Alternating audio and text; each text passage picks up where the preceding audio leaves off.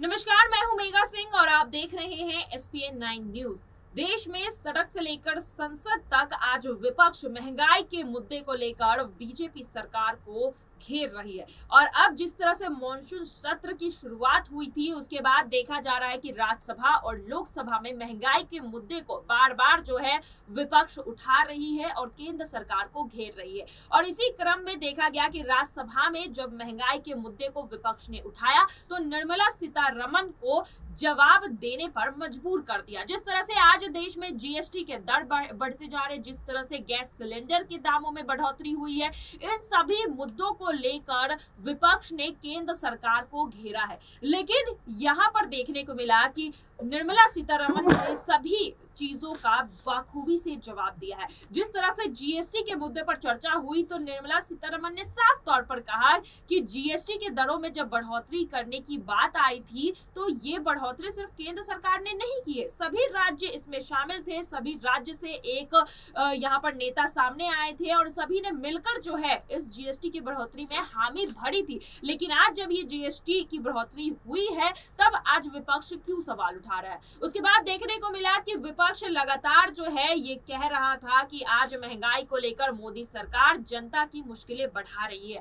लेकिन देखने को मिल रहा है कि विपक्ष की इस बात को पूरी तरह से नकार रही है केंद्र सरकार। जिस तरह से आर्थिक मंदी की बात की गई, जिस तरह से डॉलर के मुकाबले रुपया गिरने की बात की गई, इन सभी मुद्दों को नकारती हुई नजर आई निर्मला सीतारमण। उनका साफ तौर पर कहना है कि आर्थिक मंदी की स्थिति में आज भारत नहीं है।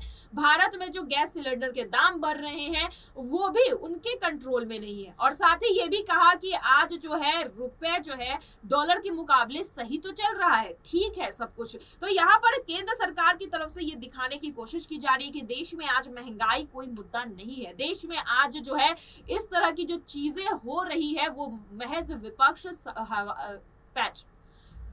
देश में आज जिस तरह से महंगाई के मुद्दे उठाए जा रहे हैं वो महज विपक्ष सिर्फ और सिर्फ केंद्र सरकार को घेरने के लिए उठा रही है, अपनी राजनीति चमकाने के लिए उठा रही है। लेकिन देखा जा रहा है कि विपक्ष जो है इतनी आसानी से केंद्र सरकार को छोड़ने वाला नहीं है। जिस तरह से महंगाई के मुद्दे को उठाया गया है उसी तरह से अब काले धन के मुद्दे को भी उठाने की योजना में कांग्रेस पार्टी है।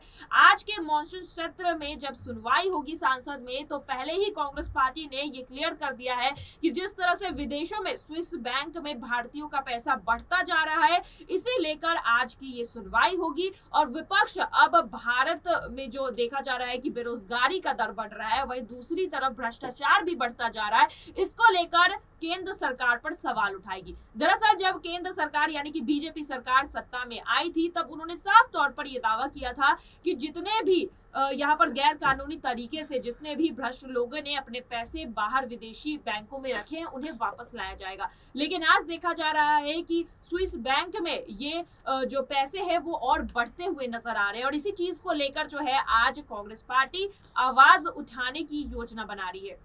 तो एक तरफ महंगाई का मुद्दा है और दूसरी तरफ भ्रष्टाचार का मुद्दा है, जिस पर जोरदार तरीके से जो है कांग्रेस पार्टी बीजेपी को घेरते हुए नजर आ रही है। लेकिन अब देखना यही है कि बीजेपी इन सवालों के दायरे से किस तरह से अपने आप को निकालता है। आज के लिए बस इतना ही। आगे की खबरों के लिए देखते रहिए एसपीएन 9 न्यूज। धन्यवाद।